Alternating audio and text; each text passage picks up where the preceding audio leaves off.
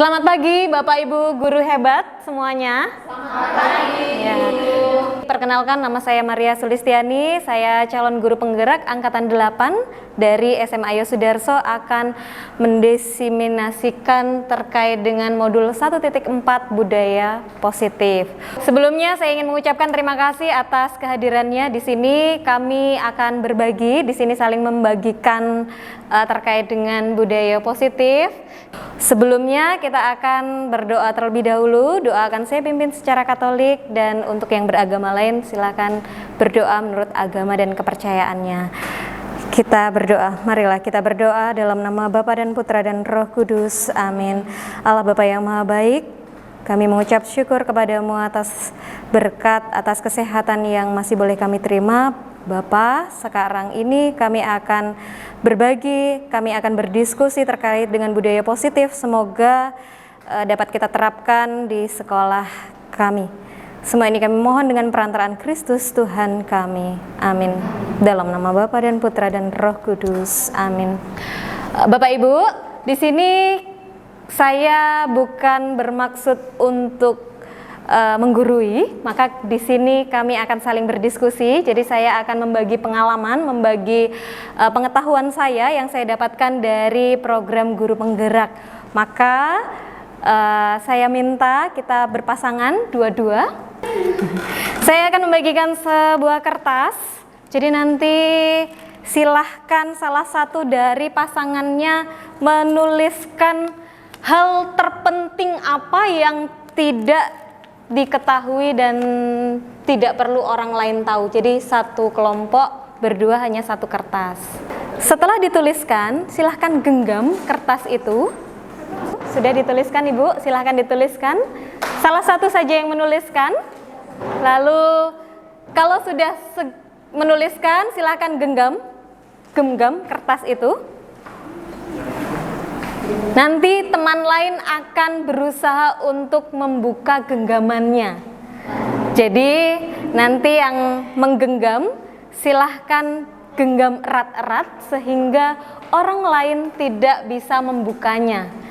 Untuk teman yang satunya boleh membujuk, boleh melakukan apapun sehingga orang yang menggenggam ini membuka genggamannya. Sudah Bapak Ibu? Boleh, silahkan.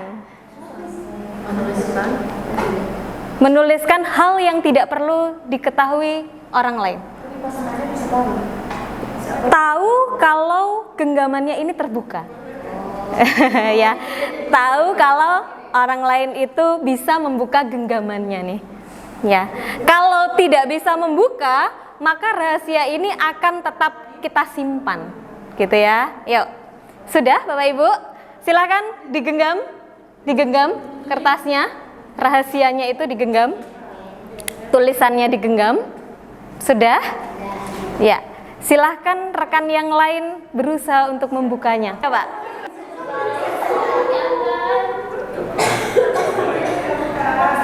Bujukan, rayuan, boleh. Bujukan, rayuan, silakan. Ada yang sudah berhasil membukanya?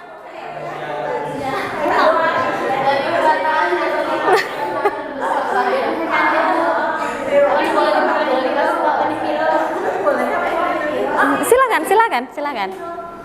Sudah? Ada yang sudah berhasil membukanya? Belum.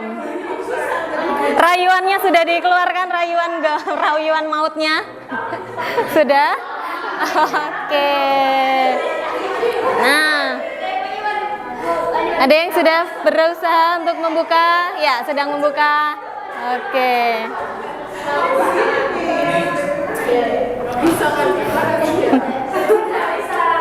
Tidak bisa ya? Oke. Nah, sekarang coba Bapak Ibu yang berusaha untuk membuka dan tidak berhasil, angkat tangan. Oke, semuanya ya? Oke, baiklah.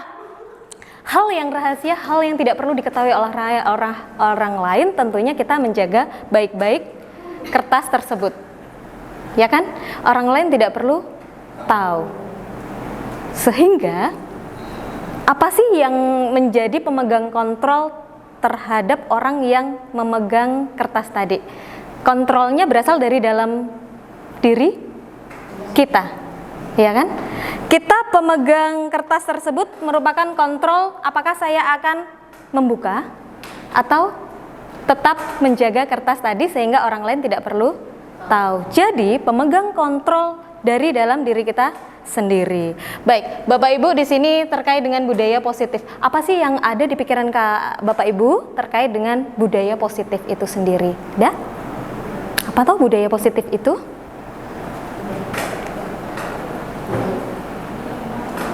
Ya, Bu Lucy. Budaya positif itu sama halnya menurut saya itu kebiasaan baik. Oke. Itu kebiasaan baik. baik. Kebiasaan baik menurut Bu Lucy. Bagus sekali jawabannya. Ada lagi? Mungkin nambahkan sedikit Bu Maria. Ya, boleh Kebiasaan Merasa. baik dan itu akan terus menerus untuk dilaksanakan. Oke, berkelanjutan begitu ya. Baik, terkait dengan budaya positif. Kita tahu bahwa budaya itu merupakan suatu kebiasaan ya yang akan kita lakukan setiap hari terus menerus berkelanjutan.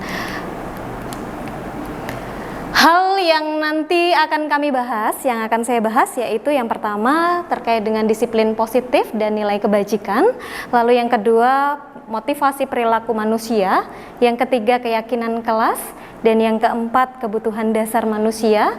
Yang kelima ada 5 posisi kontrol. Dan yang keenam ada segitiga restitusi. Kalau kita membahas tentang disiplin positif, apa yang Bapak Ibu ketahui terkait dengan disiplin itu apa sih? Tepat waktu. 1, 2. Respect. 3. Ada? Apa tuh disiplin itu? Tentunya sesuai dengan aturan. Jadi disiplin itu bisa dikaitkan dengan peraturan. Menurut Ki Hajar Dewantara bisa dibacakan oleh Bu Ambar, boleh? Ki Hajar Dewantara menyatakan bahwa di mana ada kemerdekaan, disitulah harus ada disiplin yang kuat. Disiplin itu bersifat self-disiplin, yaitu kita sendiri yang mewajibkan kita dengan sekeras-kerasnya. Tetapi itu sama saja, sebab jika kita tidak cakap melakukan self-disiplin, wajiblah penguasa lain mendisiplin diri kita, dan peraturan demikian itulah harus ada di dalam suasana yang merdeka. Oke, itu menurut Ki Hajar Dewantara. Lalu di bawahnya ada disiplin positif. Penekanannya bahwa disiplin positif itu berasal dari dalam diri kita masing-masing, gitu ya. Lalu ada nilai-nilai kebajikan universal. Nilai-nilai kebajikan universal ini meliputi sifat-sifat atau sikap-sikap positif yang berasal dari dalam diri kita sendiri untuk kita capai, untuk kita terapkan di dalam lingkungan kita, baik itu bisa di rumah, bisa juga di sekolah. Nah, menurut Dr. William, bahwa setiap perilaku atau perbuatan itu memiliki suatu tujuan. Ketika kita berbuat, ketika kita berperilaku, pasti memiliki suatu tujuan, dan tujuan itu pasti baik. Lalu yang kedua, dengan mengaitkan nilai-nilai kebajikan yang diyakini seseorang, maka motivasi intrinsiknya akan terbangun, sehingga dapat menggerakkan motivasi dari dalam diri untuk mencapai tujuan yang mulia. Nah, nilai-nilai kebajikan yang dapat kita terapkan di dalam lingkungan, baik itu masyarakat maupun sekolah, itu bisa kita tuliskan kembali di kertas ini. Nanti silakan Bapak Ibu akan menempelnya di dinding sebelah kanan dan sebelah kiri. Untuk kelompok sebelah kanan silakan ditempel di sebelah kanan. Dibagikan. Apa sih nilai-nilai universal yang akan kita tanamkan, yang akan kita terapkan kepada peserta didik kita? Bisa dengan adanya disiplin tadi ya, siswa akan bertanggung jawab, akan mandiri, akan mampu untuk kalau diskusi kelompok itu bisa bekerja sama. Silakan Bapak Ibu, silakan menuliskan nilai-nilai universal apa yang bisa ditanamkan di sekolah kepada siswa-siswi kita? Yuk, silakan dituliskan di kertas, lalu bisa ditempelkan di dinding sebelah kanan dan sebelah kiri. Nilai-nilai apa yang bisa kita tanamkan kepada siswa-siswi kita?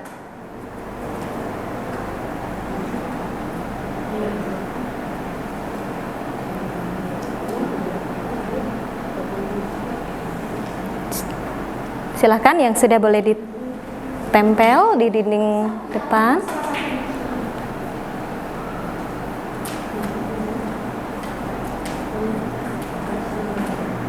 Biasanya ketika kita menerapkan disiplin, tadi dikatakan bahwa disiplin itu ada kaitannya dengan peraturan. Maka kita harus bisa apa begitu. Jadi nilai-nilai universal apa yang akan kita tanamkan kepada anak didik kita? Silakan ditempelkan di bagian kanan. Ya.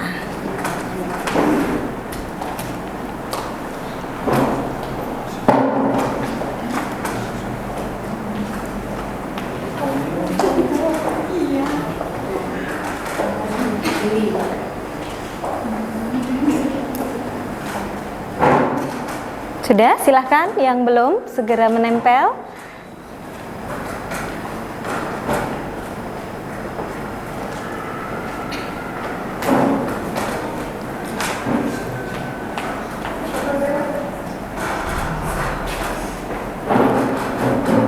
Nilai-nilai kebajikan universal yang sudah ditulis oleh Bapak Ibu sekalian, ininya nanti akan ditanamkan kepada peserta didik. Jadi ada berbagai nilai di sini, nilai bertanggung jawab, kejujuran, percaya diri, rasa syukur, dan adanya nilai sopan santun. Jadi nilai-nilai ini akan kita tanamkan kepada siswa-siswi kita. Yang di kelompok kiri ada nilai mandiri, ada berakhlak mulia, inovatif, lalu ada nilai terkait dengan kedisiplinan, kemudian di sini kejujuran dan disiplin. Jadi Bapak Ibu sekalian, nilai-nilai yang sudah ditanam, yang sudah ditempel di sini, semoga kita dapat menerapkannya di lingkungan di mana kita berada. Setuju ya Bapak Ibu ya? Nilai-nilai kebajikan, nilai-nilai universal yang sudah ditempel di sini akan kita terapkan ya? Ya. Amin gitu ya. Lalu terkait dengan teori motivasi. Kalau kita berbicara tentang teori motivasi ya, motivasi itu bisa berasal dari dalam diri kita sendiri dan dari orang lain. Biasanya kalau motivasi itu kalau dari eksternal dan internal ya, tadi dari orang lain, kemudian dari diri kita sendiri. Kalau dari diri kita sendiri terkait dengan motivasi internal. Biasanya siswa-siswi kita kalau di sekolah itu motivasi yang muncul biasanya motivasi eksternal atau internal nih. Motivasi akan maunya penghargaan atau biar terhindar dari hukuman, bisa? Oke. Biasanya muncul dari eksternal atau internal siswa-siswi kita itu? Dua-duanya? Oke. Kalau misalnya nih seseorang siswa-siswi kita itu disiplin masuk kelas tidak terlambat begitu ya. Kalau siswa-siswi itu agar tidak terlambat, kalau motivasinya masih menghindari hukuman, biasanya kan kalau guru itu siswa gitu ya, turun gitu ya, lari lapangan gitu ya. Kalau motivasinya hanya menghindari hukuman, berarti siswa tersebut masih menerapkan motivasi eksternal. Kalau siswa tersebut masih saya disiplin agar saya diberi penghargaan nih. Nanti guru-guru akan memberikan saya hadiah. Itu juga masih motivasi eksternal. Bagaimana cara kita untuk menumbuhkan motivasi internal muncul dari dalam diri anak tersebut? Bisa untuk menghargai diri sendiri. Bagaimana cara menyadarkan bahwa anak tersebut mampu sadar ya, bahwa saya disiplin itu memang untuk diri saya sendiri dan saya akan menjadi orang yang seperti apa jika saya melakukannya. Ya, jadi kalau Bapak Ibu masih menemukan motivasi eksternal yang biasa ditemukan oleh dengan siswa-siswi kita, maka bagaimana cara kita untuk menumbuhkan motivasi internal, ya, motivasi yang berasal dari dalam diri siswa tersebut, bahwa saya disiplin untuk kepentingan saya sendiri untuk mencapai tujuan yang saya inginkan. Jadi tidak hanya saya agar tidak terhindar dari hukuman, saya agar diberi penghargaan, saya diberi hadiah, maka motivasinya akan muncul. Gitu ya. Jadi motivasi internal perlu kita tanamkan dalam diri siswa-siswi kita. Terkait dengan keyakinan kelas. Keyakinan kelas akan berkaitan dengan peraturan kelas. Keyakinan kelas adalah nilai-nilai kebajikan yang diyakini oleh warga kelas untuk menumbuhkan motivasi internal tadi dan budaya positif di kelas. Menyusun keyakinan kelas itu hendaknya menggunakan kalimat-kalimat positif. Jadi tidak menggunakan kata jangan ini, jangan itu, jangan ini, jangan itu, begitu ya. Tetapi bagaimana cara kita untuk merumuskan keyakinan kelas yang bisa kita terapkan di dalam kelas. Nah, mengapa tidak peraturan saja? Mengapa harus keyakinan? Ada pertanyaan-pertanyaan pemantik yang nantinya akan kita jawab.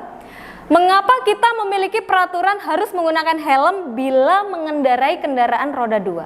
Jawabannya apa? Untuk keselamatan. Jadi satu keselamatan. Yang kedua, mengapa kita memiliki peraturan 3M, menggunakan masker, mencuci tangan, dan menjaga jarak? Apa? Keyakinannya apa yang bisa kita temukan? Menjaga kesehatan, keselamatan ya. Lalu yang ketiga, mengapa kita memiliki peraturan harus datang tepat waktu? Pada saat mengikuti pelatihan, pada saat masuk sekolah, mengapa? Keyakinannya apa dari sini? Disiplin. Jadi yang pertama tadi apa? Keselamatan, keyakinan kelasnya yang pertama keselamatan, lalu yang kedua kesehatan, lalu yang ketiga disiplin. Nah, untuk mendukung motivasi intrinsik, kembali kita kepada nilai-nilai atau keyakinan-keyakinan yang sudah kita bentuk. Lebih menggerakkan seseorang dibandingkan mengikuti serangkaian peraturan-peraturan. Jadi kalau saya masuk kelas tepat waktu, berarti keyakinan yang tertanam dari dalam diri kita adalah disiplin, begitu. Nah, ini contoh peraturan dan keyakinan kelas. Jadi saya menghimbau nanti Bapak Ibu, terutama untuk wali kelas, silakan membuat keyakinan kelas yang harus dipatuhi oleh peserta didik yang ada di kelas tersebut. Misalnya yang pertama, selalu kembalikan buku ke tempatnya. Berarti keyakinan kelasnya kita menanamkan rasa tanggung jawab. Lalu yang kedua, dilarang mengganggu orang lain. Berarti keyakinan kelas yang akan kita tanamkan kepada peserta didik, saling menghormati orang lain. Lalu yang kedua, hadir di sekolah 15 menit sebelum pembelajaran dimulai. Apa keyakinan yang ditanamkan? Berkomitmen dan menghargai orang lain. Yang keempat, boleh dibaca Bu CD. Dilarang melakukan kekerasan. Keyakinannya? Keselamatan. Iya. Keselamatan, menghormati orang lain. Yang selanjutnya? Dilarang menggunakan narkoba. Ya. Kaitannya dengan kesehatan. Lalu? Bergantian atau menunggu giliran. Itu juga sama artinya adalah menghormati dengan rasa bersabarnya. Ya. Lalu menggunakan masker sama dengan tadi pada contoh kesehatan. Tentang kesehatan. Jangan berlari di kelas atau koridor, itu juga kaitannya dengan keselamatan dan keamanan. Oke. Jadi lebih kepada keyakinan kelas yang akan kita tanamkan ke peserta didik kita. Masih semangat Bapak Ibu? Kita ice breaking ya. Kita penyegaran dulu. Silakan berdiri Bapak Ibu. Posisi meminta. Lalu teman sebelahnya silakan meletakkan jarinya ke teman yang sebelahnya, begitu. Oke. Nanti setelah saya bercerita dan kalian mendengar kata harimau, maka silahkan tangkap jari dan teman yang lain akan menghindar. Ya, oke. Kata harimau. Jadi nanti kalau misalkan saya mengatakan kata harimau, cerita saya tadi, maka silahkan dengan tangkap dan cepat jari punya temannya. Oke. Pada suatu hari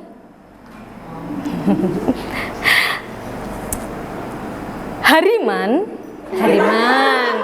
oke. Hariman pergi ke hutan. Hariman dan Harimin akan menangkap seekor anak harimau. Ada yang tertangkap? Oke, bagus.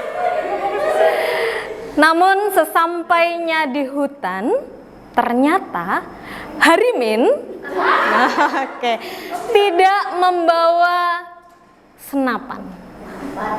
Ya, senapan ya. Oke. Maka Harimin kecewa terhadap Hariman. Harimau.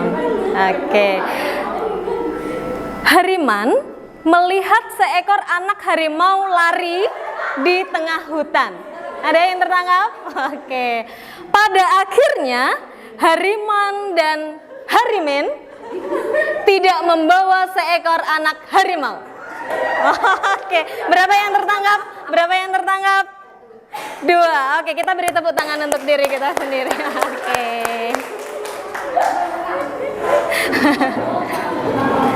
Ada harimau dan ada Harimin. Oke. Bagaimana nanti untuk menyusun keyakinan kelas? Jadi nanti Bapak Ibu bisa menyusun keyakinan kelas beserta peserta didik. Jadi ajaklah berdiskusi untuk siswa-siswi kita yang berada di kelas untuk menaati dan untuk menjalankan keyakinan kelas yang sudah dibentuk. Yang pertama, keyakinan kelas itu lebih abstrak. Tadi ya, seperti tadi, kita harus mematuhi peraturan sekolah. Berarti keyakinan kelasnya apa? Kita harus mematuhi peraturan sekolah. Berarti keyakinan kelas yang akan dibentuk adalah disiplin. Lalu berupa pernyataan universal. Tadi ya, seperti tadi ya. Lalu yang ketiga, kata-kata positif. Jadi ketika kita membuat keyakinan kelas, sebisa mungkin tidak menggunakan kata-kata negatif. Jangan lari ke depan.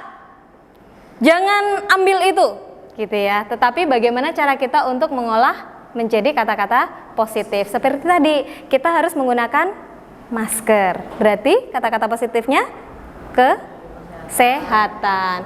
Lalu tidak perlu terlalu banyak. Keyakinan kelas itu tidak perlu terlalu banyak. Nanti anak-anak malah bingung untuk menghafalnya. Jadi nanti kita bisa membuat 10 keyakinan kelas yang kita buat dan kita bisa sepakati dengan peserta didik kita di kelas.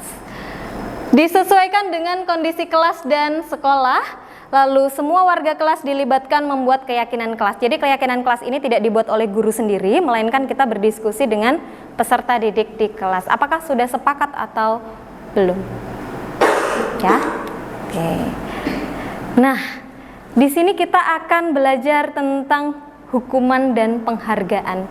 Kira-kira kalau di kelas Bapak Ibu akan memunculkan motivasi anak-anak agar percaya diri untuk tampil ke depan, apakah baik kalau kita beri hadiah? Baik atau tidak? Ada yang pernah memberikan penghargaan ketika teman atau siswa maju? Pernah. Penghargaan itu baik atau tidak untuk motivasi anak tersebut? Tidaknya kenapa? Dia tidak yakin. Tidak yakin. Terus? Apa? Setelah mendapat dia. Setelah mendapat, kalau tidak mendapat lagi, dia tidak akan maju, malas begitu ya. Jadi ketergantungan terhadap penghargaan.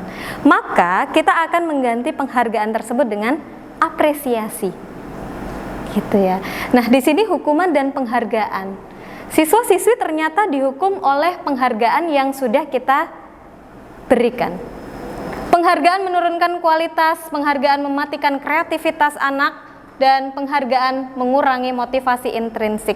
Jadi ketika kita melulu pada penghargaan, pada hadiah nih, anak tersebut akan malas ketika guru tersebut tidak memberi hadiah tadi. Jadi ketergantungan terhadap penghargaan yang kita buat, kita berikan, maka motivasi intrinsiknya tidak ada. Maka kita akan tumbuhkan untuk itu. Contoh pengakuan atau apresiasi tadi. Kita lebih baik membagikan atau memberikan apresiasi kepada anak didik kita. Kemarin saya perhatikan rasa empatimu terlalu besar. Besar sekali misalnya ya. Rasa empatimu besar sekali pada saat menolong murid baru di kelas kita. Anak akan apa? Apa yang dilakukan anak? Akan senang ya diberikan apresiasi atau pengakuan terhadap apa yang kita lakukan, dibandingkan wah kemarin kamu perhatian dengan orang lain, nih hadiahnya. Wah, ketika hadiah ini tidak diberikan, maka siswa tidak akan perhatian lagi, tidak akan menolong lagi. Maka ketergantungan terhadap penghargaan. Lalu yang kedua, apresiasinya. Saya menghargai kepedulianmu pada saat kamu membantu teman-teman di tugas kelompok. Jadi apresiasi-apresiasi seperti ini yang bisa kita terapkan di kelas dibandingkan penghargaan. Lalu yang ketiga, terima kasih untuk rasa tanggung jawabmu. Jadi anak akan merasa diterima, akan merasa diakui, akan merasa senang diberikan apresiasi berupa sapaan-sapaan seperti ini. Sampai di sini Bapak Ibu bisa dipahami? Oke. Nah, seringkali kita memberikan hukuman atau konsekuensi nih di kelas. Seringkali kita memberikan hukuman atau konsekuensi. Bapak Ibu, masih ada yang memberikan hukuman? Apa bedanya hukuman dan konsekuensi? Kalau hukuman itu sifatnya apa? Sesuatu yang memaksa, menyakitkan, gitu ya. Lalu kalau konsekuensinya itu memang sesuatu yang harus terjadi. Hukuman membuat anak sakit, baik itu fisik maupun hati nih. Sakit hati. Ujung-ujungnya pemberontakan, ujung-ujungnya dendam nih kalau kita memberikan hukuman kepada anak tersebut. Kalau konsekuensi akan membuat anak merasa tidak nyaman dalam jangka waktu yang pendek. Hukuman? Ya. Baik, hukuman. Yang ketiga, murid diminta untuk push up 15 kali karena tidak menggunakan masker ke sekolah. Murid diminta push up, tidak membawa masker, push up. Hukuman atau konsekuensi? Hukuman. Yang selanjutnya, siswa diminta menggantikan kertas tugas teman yang telah dicoret-coret. Konsekuensi. Lalu, membersihkan tumpahan air di meja tulis karena tersenggol pada saat belajar. Merupakan konsekuensi. Untuk selanjutnya ada yang bisa menjawab? Silakan Bapak Ibu. Dibaca dulu baru termasuk hukuman atau konsekuensi.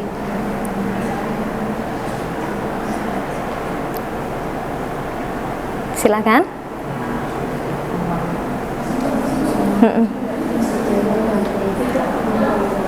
Ada yang bisa menjawab? Yuk. Ya. Murid disuruh untuk mengenakan atau tidak mengenakan, untuk mengenakan sepatu sehari di sekolah karena tidak. Oh tidak.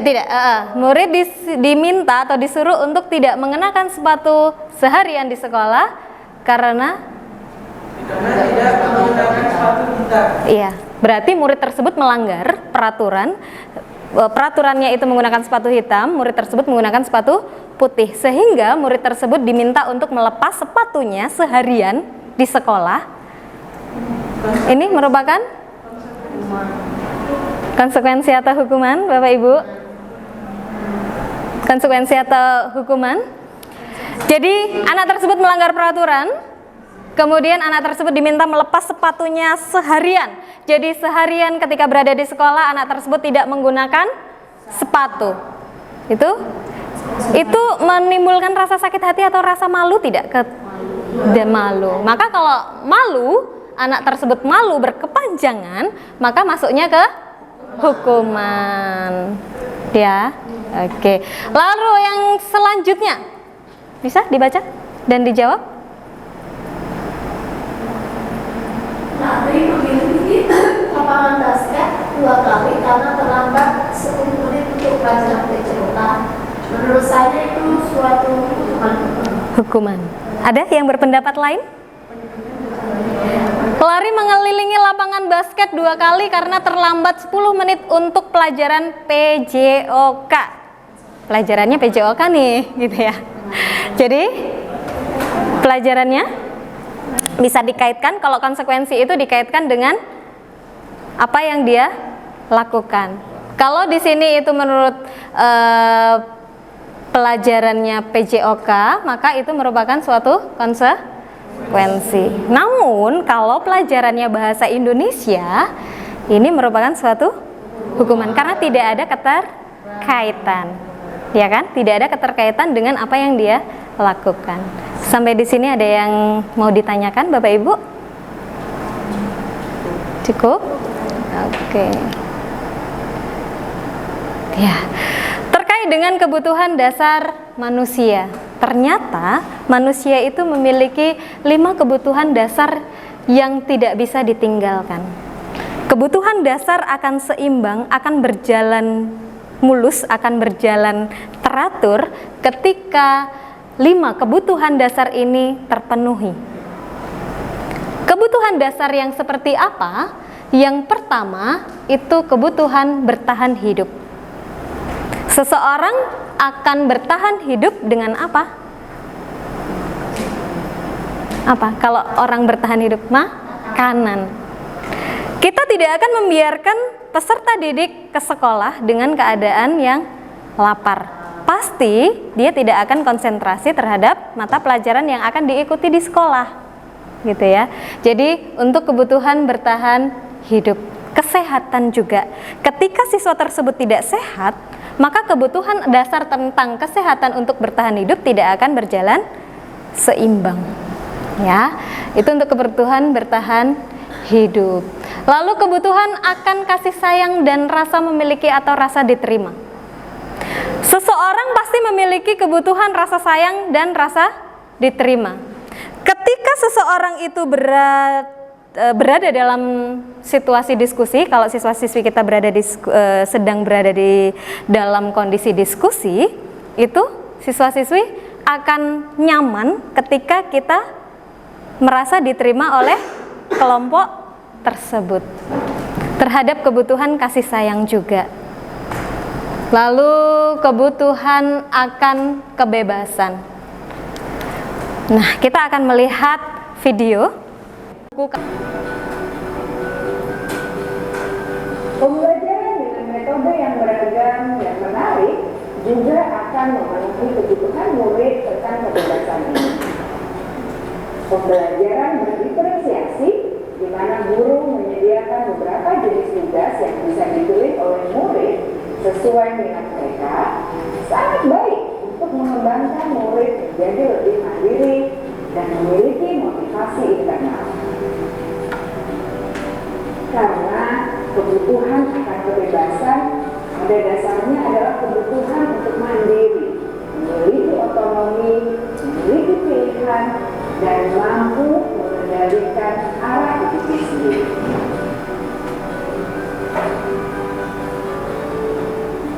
Kebutuhan yang keempat adalah kebutuhan akan semangat.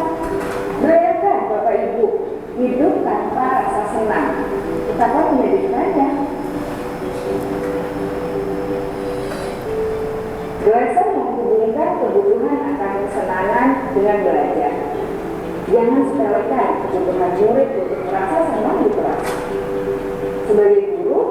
Jangan ragu-ragu untuk dengan sengaja memasukkan kegiatan yang menyenangkan dalam kelas. Murid-murid dengan kebutuhan dasar kesenangan yang tinggi ingin menikmati apa yang mereka lakukan. Mereka juga konsentrasi tinggi saat mengerjakan hal-hal yang disenangi.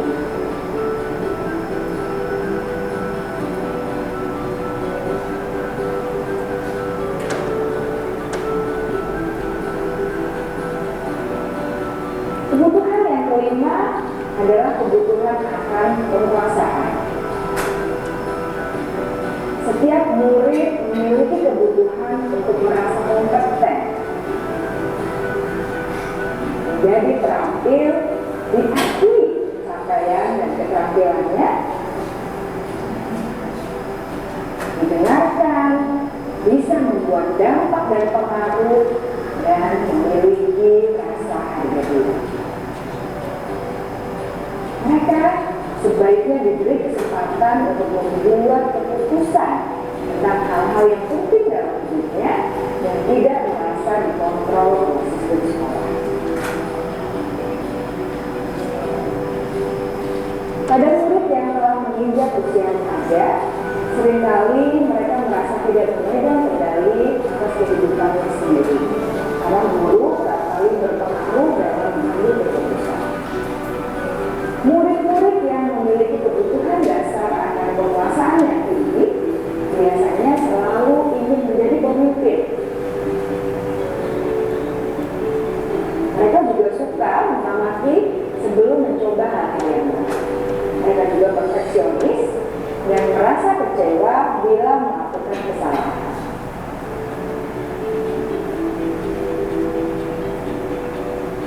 Ibu dan bapak guru sangatlah penting bagi kita untuk mengetahui kebutuhan dasar murid-murid agar kita memahami alasan di balik sikap dan tingkah laku mereka. Bapak Ibu, tadi kita sudah menyaksikan video ya tentang 5 kebutuhan dasar manusia. Tadi ada apa saja? 1, kebutuhan. 1 ya tadi, bertahan, hidup. Lalu yang kedua, kasih sayang dan rasa dimiliki atau rasa diterima. Yang ketiga, kebebasan. Keempat, kesenangan. Yang kelima, power, penguasaan. Jadi Bapak Ibu silakan nanti mengetahui 5 kebutuhan dasar yang harus dimiliki oleh anak. Tadi kita sudah bermain di awal posisi kontrol ya. Kita mengontrol diri kita sendiri, apakah kita akan membuka ataukah menggenggam erat-erat kertas yang sudah kita tulis tadi. Oke. 5 posisi kontrol seorang guru. Yang pertama itu sebagai penghukum. Yang kedua, pembuat rasa bersalah. Yang ketiga, sebagai teman. Yang keempat, sebagai pemantau. Dan yang kelima, sebagai manajer. Kira-kira kita berada di dalam posisi yang mana sebagai seorang guru? Apakah penghukum? Ataukah membuat rasa bersalah siswa-siswi kita? Ataukah kita bertindak sebagai teman? Ataukah kita hanya sebagai pemantau? Atau kita sudah sampai ke posisi control manager? Kira-kira kita di mana nih posisinya? Control manager, luar biasa. Terus ada lagi? Ataukah hanya masih di posisi penghukum? Jadi ada siswa yang terlambat lari lapangan 10 kali misalnya gitu, itu kan masih menjadi penghukum.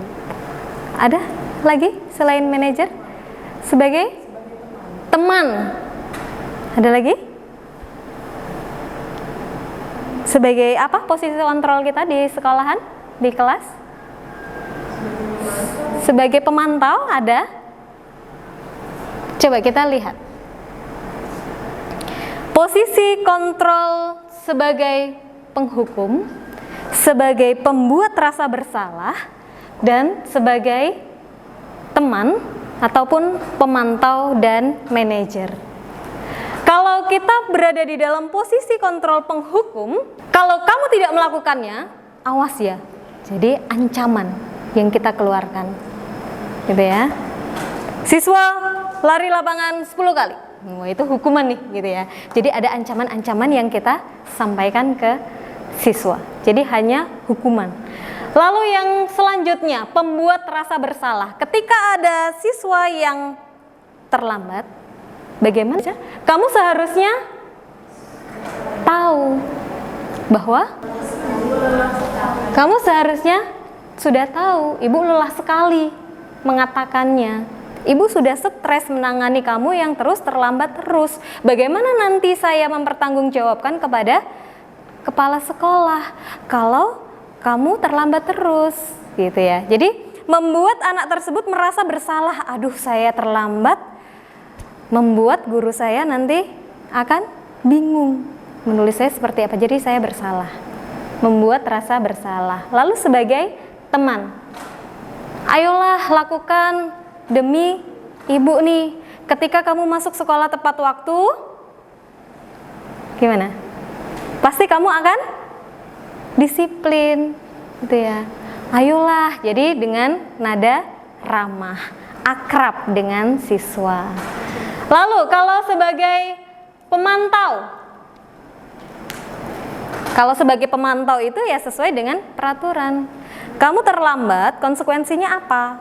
Kan begitu ya. Kamu tidak disiplin, konsekuensinya apa? Gitu. Apa peraturannya, gitu ya. Kamu disiplin. Berarti kamu gimana kalau dia sudah disiplin? Berarti sudah punya motivasi dari dalam diri. Kalau siswa tersebut masih terlambat, berarti kita sampaikan peraturannya apa, konsekuensinya apa, silahkan dilakukan, begitu. Itu untuk posisi pemantau. Kalau manajer, apa yang sudah kita yakini, kita gali. Mengapa siswa tersebut sampai terlambat, kebutuhan apa yang memang masih belum dicukupi, gitu. Jadi silakan Bapak Ibu melihat, memahami 5 posisi kontrol. Kira-kira saya berada di posisi yang mana setelah melihat penjelasan ini. Kalau menghindari hukuman, ya tadi ya motivasi dari dalam diri. Kalau posisinya penghukum, hasilnya siswa tersebut akan memberontak. Siswa tersebut akan dendam nih. Duh, saya terlambat, saya lari 100 kali lapangan. Aduh, yang ada adalah menyakiti hati anak tersebut. Gitu ya. Maka di sini memberontak, menyalahkan orang lain dan ujung-ujungnya berbohong. Lalu pembuat rasa bersalah. Pembuat rasa bersalah hasilnya adalah menyembunyikan, menyangkal agar guru tersebut tidak merasa bersalah, maka saya akan berbohong nih, gitu ya. Lalu sebagai teman, kalau kita dalam posisi sebagai teman, siswa tersebut akan ketergantungan. Saya terlambat lagi, bapak itu akan mengizinkan saya masuk kok. Santai, bapak itu akan menolong saya, gitu ya. Jadi posisi teman hasilnya adalah ketergantungan. Jadi siswa tersebut akan ketergantungan terhadap guru yang posisinya sebagai teman tadi. Lalu pemantau, menyesuaikan diri bila diawasi. Kita mengawasi siswa-siswi yang terlambat masuk sekolah, terlambat masuk kelas. Lalu kita hanya menanyakan, peraturannya seperti apa, konsekuensinya seperti apa. Kalau kita bertindak sebagai manajer, kita akan berusaha untuk menguatkan siswa-siswi tersebut. Ya, kita gali mengapa terlambat, kebutuhan apa, solusinya seperti apa, sehingga anak tersebut tidak bingung untuk menemukan solusi atas permasalahan yang kita buat. Gitu. Jadi anak tersebut akan menyadari, oh ketika saya itu terlambat, saya akan menerima konsekuensi seperti ini. Begitu. Sampai di sini Bapak Ibu ada yang mau ditanyakan? Cukup dipahami? Cukup. Nah, kita akan berdiskusi dengan teman sebelahnya, boleh? Kira-kira nih posisi mana pernyataan-pernyataan yang ada, yang tertulis di depan ini. Boleh diskusi sebentar dengan temannya. Apakah posisinya penghukum atau teman atau pembuat rasa bersalah atau yang mana gitu ya. Yuk, boleh diskusi untuk menjawab pernyataan-pernyataan yang di depan. Kamu tidak pernah benar melakukannya. Ayolah, gitu ya. Ayolah, demi Bapak Ibu, ketika kamu disiplin, pasti kamu akan teratur kok. Kamu pasti akan tertib, gitu ya.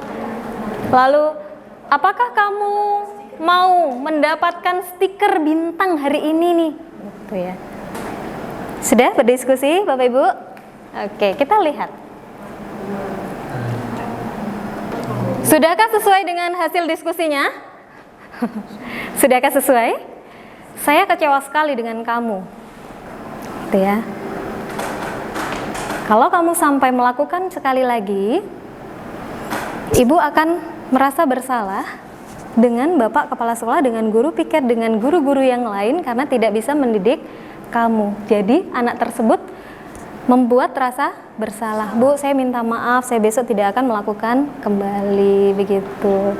Lalu yang kedua, kamu tidak pernah benar melakukannya. Itu ada kata-kata negatif. Ya, maka sebagai penghukum. Lalu ada nada-nada akrab nih dengan teman. Ayolah, lakukan demi ibu dan bapak. Ketika kamu rajin belajar, kamu akan mencapai kok cita-citamu, gitu ya. Kamu akan melakukan sesuatu yang lebih baik lagi. Jadi ada rasa posisi teman. Selanjutnya, apakah kamu mau mendapatkan stiker bintang hari ini? Itu sebagai pemantau. Lalu selanjutnya, bagaimana kamu bisa menyelesaikan masalah ini? Sebagai manajer, punya solusi terhadap permasalahan yang dia perbuat. Selanjutnya, kamu selalu yang paling terakhir. Turun ke lapangan, push up 10 kali. Berarti sebagai penghukum. Sampai di sini Bapak Ibu, ada yang mau ditanyakan atau sudah cukup paham? Sudah cukup paham. Baik. Kita akan lihat ada video terkait dengan contoh 5 posisi kontrol. Pasti kamu tidak terlambat. Malas sekali ya kamu jadi anak. Saya Dasar pemalas. Gak kapok-kapok sih kamu. Sudah berapa kali terlambat? Sana, kamu keliling lapangan basket 2 kali. Nah, ini posisi kontrol sebagai penghukum. Kenapa? Kamu melewat ibu. Berani-beraninya jawab. Sudah terlambat, masih berani jawab pula. Sekarang, keliling lapangan basket 5 kali sekalian. Biar kapok. Cepat. Pergi sana ke lapangan basket. Posisi penghukum nyindir. Hukuman bisa berupa fisik maupun psikis. Ibu dan bapak guru hebat. Dampak yang terjadi pada murid ketika guru berada pada posisi penghukum adalah murid cenderung akan memberontak, bahkan menyimpan dendam.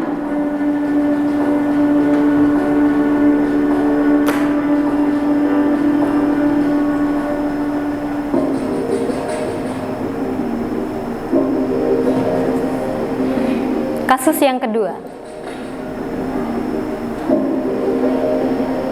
Naren!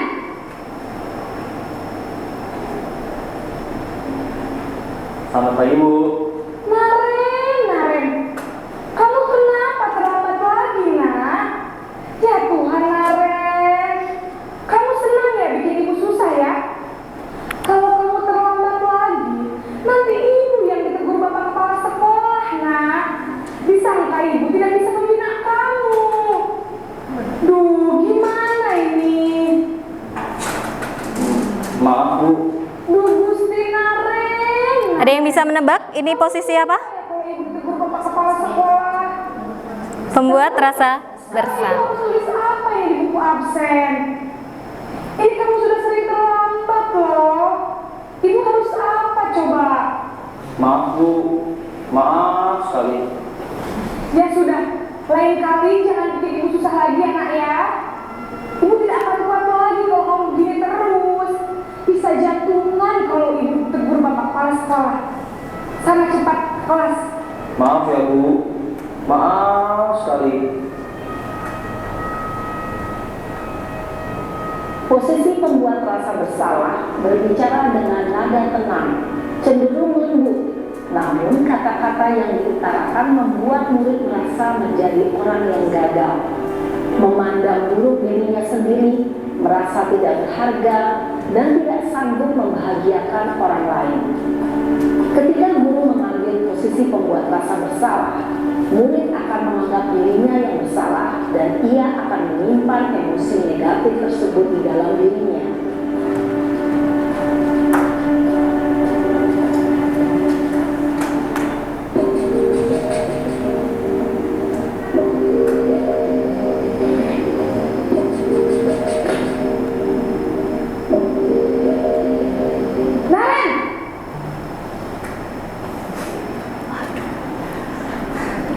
Selamat pagi Bu. Wah, sudah jam berapa ini nak? Terlambat lagi ya sayang. Iya Bu, habis ibu saya lupa bangun jam saya Bu. Kamu malah menyalahkan ibu kamu. Kamu bukannya anak yang larinya paling kencang. Kok terlambat sih? Iya Bu, saya memang terlambat bangun tadi. Jadi biarpun saya lari kencang, tetap gak kekejar Bu. Ya sudah sana, nanti lain kali larinya lebih kencang lagi ya, biar gak terlambat lagi. Bikin seneng ibu, demi ibu, bisa kan? Bisa lah Bu. Ya sudah sana masuk kelas, ibu beresin urusan absen kamu. Kamu ini ada-ada saja. Dalam posisi teman, guru berbicara dengan nada suara ramah, akrab, cenderung bersenda gurau untuk menjaga suasana tetap santai.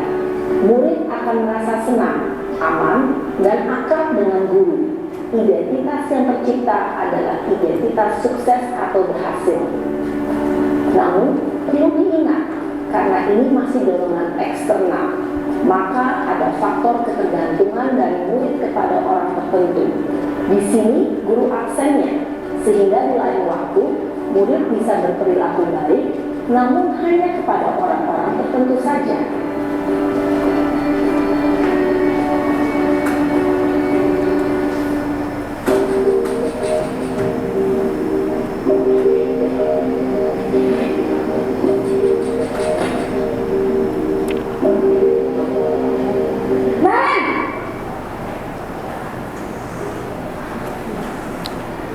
Selamat pagi Bu. Naren, apa peraturan sekolah kita tentang jam berapa kita harus masuk sekolah, nak? Kita harus di sekolah jam 7 Bu. Iya betul, sekarang sudah jam 7.20. Naren sudah tahu konsekuensinya jika terlambat hadir. Paham Bu. Saya harus tinggal kelas pas jam istirahat selama 20 menit. Iya benar, konsekuensinya demikian. Jadi nanti jam 9.30 pas istirahat, kamu harus tinggal di kelas, kerjakan tugas tambahan untuk ketertinggalan kamu, ya? Baik Bu.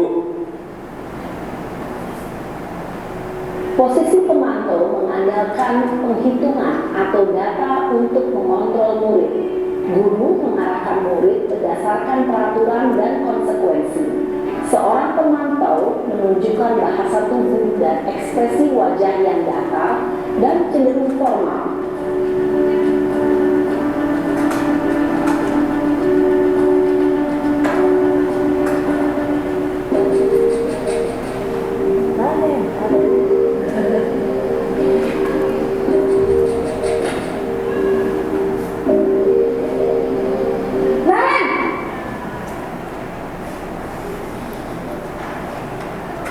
Selamat pagi Bu. Selamat pagi Naren. Maaf Bu, saya terlambat. Iya, sekolah masuknya jam 7, sekarang sudah jam 7.20. Jadi sekarang bagaimana nih Naren? Maaf Bu, saya lupa secara alarm saya semalam. Baiklah, menurut kamu, keyakinan sekolah yang mana yang perlu kamu tingkatkan? Menghargai diri sendiri dan orang lain mungkin ya Bu. Setuju. Jadi, apakah Naren meyakini prinsip saling menghormati tersebut? Iya Bu, saya meyakininya. Apakah Naren bersedia memperbaiki masalah keterlambatan ini? Bersedia Bu. Bagaimana kamu akan perbaiki masalah keterlambatan ini?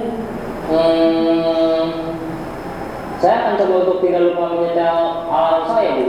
Baik, kalau Naren lupa menyetel alarm di rumah, ada orang yang kira-kira bisa bantu mengingatkan tidak? Ada Bu, kakak saya, Kak Emma. Ada lagi selain Kak Emma? Selain Kak Emma, ada ibu saya. Baik, jadi yang mengingatkan Naren adalah Kak Emma dan ibu kamu ya? Kira-kira akan mulai start alarm kapan nih Naren? Setelah pulang sekolah, akan segera saya lakukan. Baik, jadi Naren akan setel alarm untuk bangun besok pagi dan akan diingatkan oleh kakak dan ibunda Naren ya? Ada lagi yang mungkin perlu dilakukan Naren? Agar tidak terlambat bangun lagi. Tidak ada Bu. Baik Naren, terima kasih untuk kerjasama kamu. Sekarang kamu perlu kembali ke kelas untuk belajar. Baik Bu, terima kasih.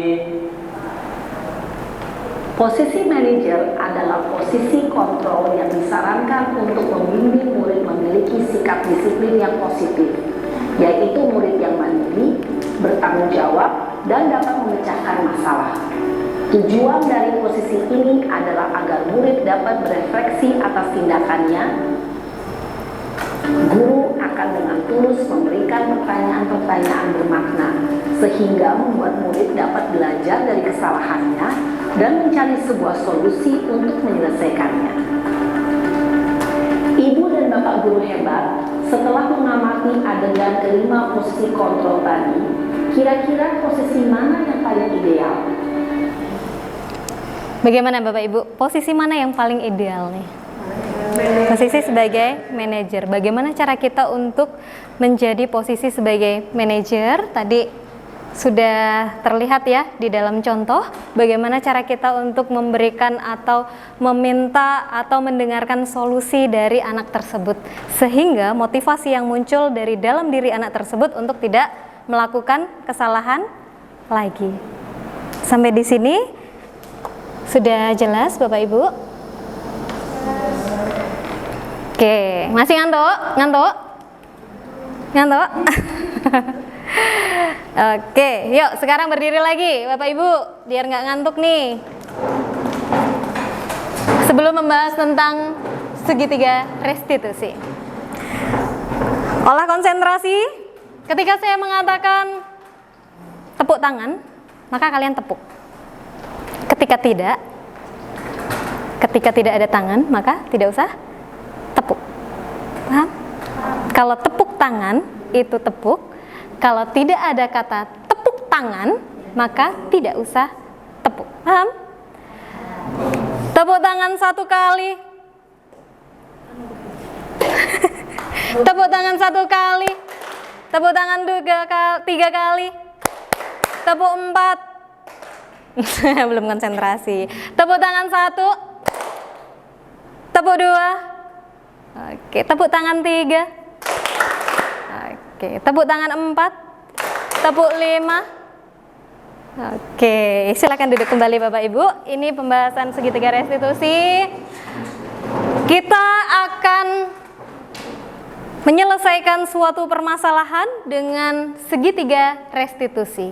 Apa itu segitiga restitusi? Silakan bisa dibaca oleh salah satu Bapak Ibu. Pengertiannya boleh? Silakan dibaca salah satu. Ya.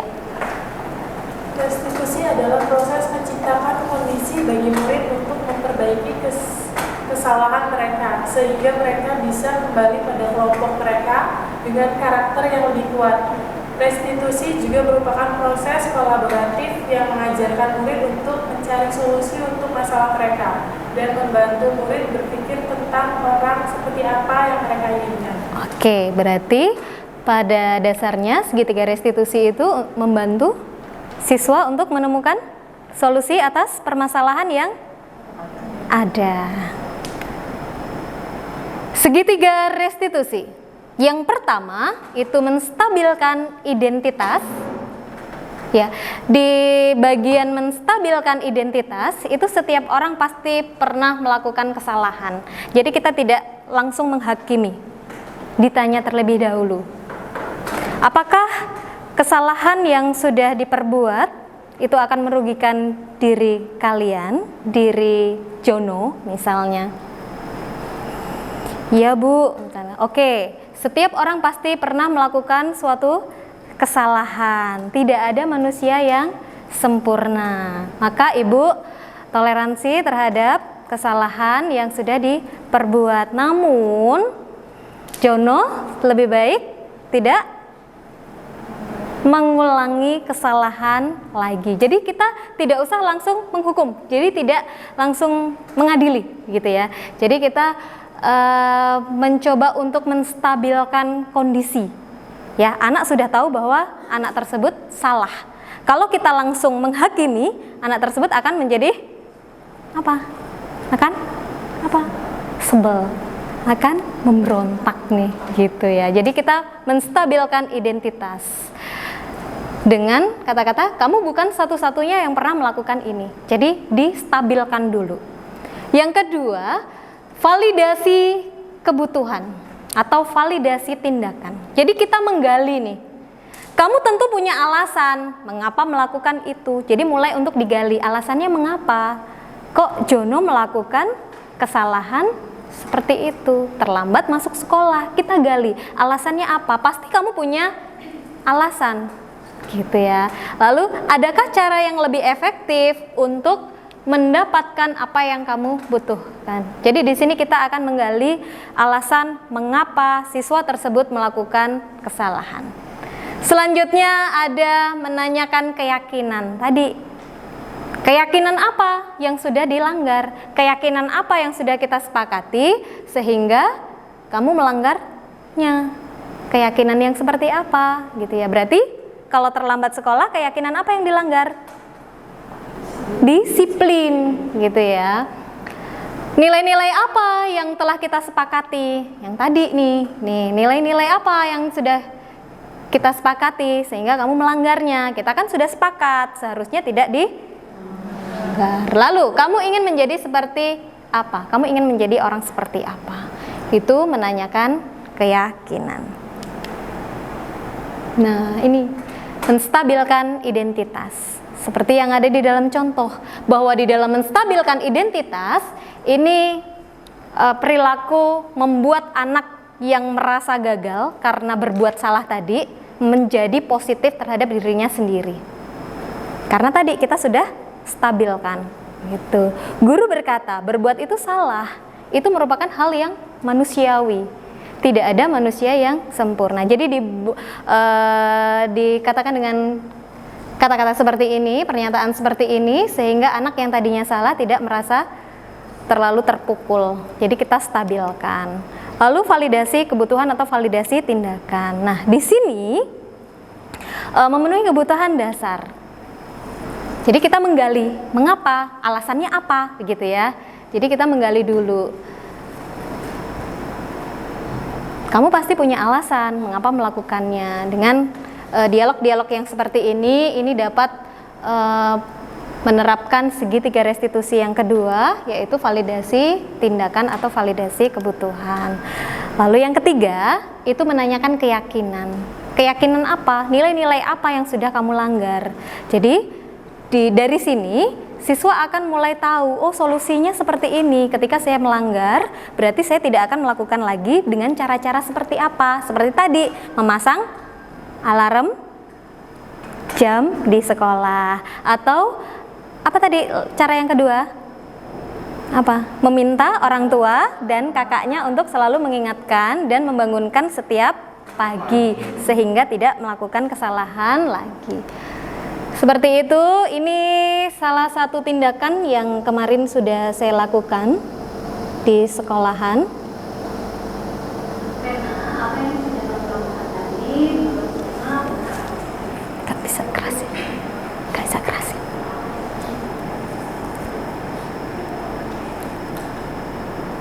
Ini kasusnya Vena membuang sampah sembarangan. Kemudian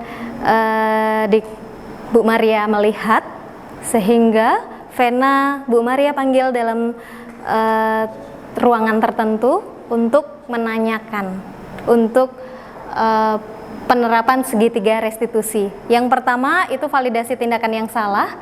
Saya menanyakan apakah perbuatan Vena yang dia lakukan itu benar atau salah. Jadi saya gali.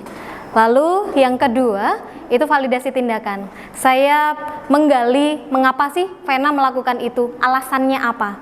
Setelah saya gali, saya menanyakan keyakinan.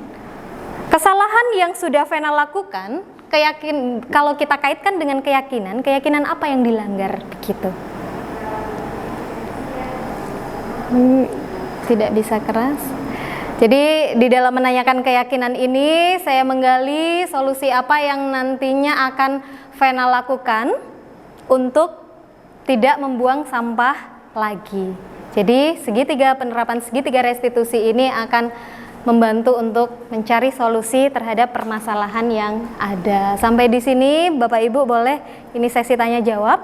Kalau ada pertanyaan boleh ditanyakan.